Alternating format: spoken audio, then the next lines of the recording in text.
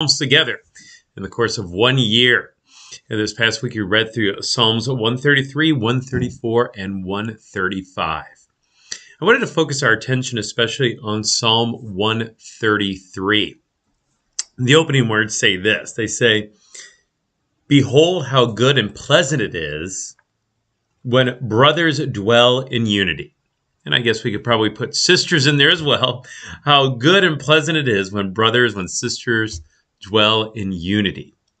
And then the rest of the psalm really kind of gives pictures of just how good it is, that unity dwelling together. Verse 2, it is like precious oil on the head running down on the beard of Aaron running down on the collar of his robe. So the soothing oil and even the oil running down on Aaron, the high priest. It is like the dew of Hermon, which falls on the mountains of Zion. For there the Lord has commanded the blessing, life forevermore. It's dwelling together of unity is like that refreshing dew that gives life and refreshment to the earth. Unity, dwelling together in unity, is indeed precious. It's especially precious between brothers and sisters in Christ in faith, right? So what a blessing it is when a congregation can dwell together in peace and unity in concord. And that's one of my prayers on a regular basis for us here at Ascension, that we would grow in faith and love toward God, grow in love for one another, grow in unity together as well. It is a blessed thing. And as we grow in unity together, we're able to serve together. We're able to have a bigger impact in our community together, to serve our neighbor outside of us here at Ascension, and to share the gospel with others too.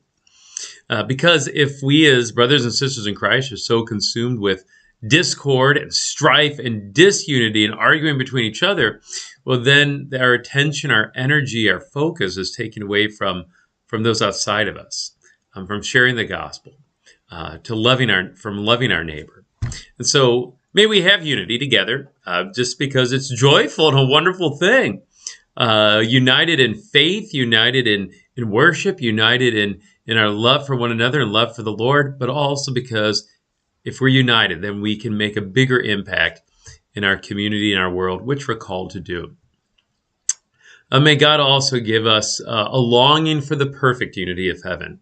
That day when brothers and sisters in Christ will dwell together in a perfect unity, which we won't know until that day comes. Until then, we forgive each other when we wrong each other.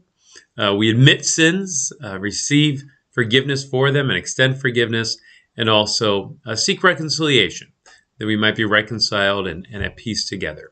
May God grant that we dwell together in unity, and how good and pleasant it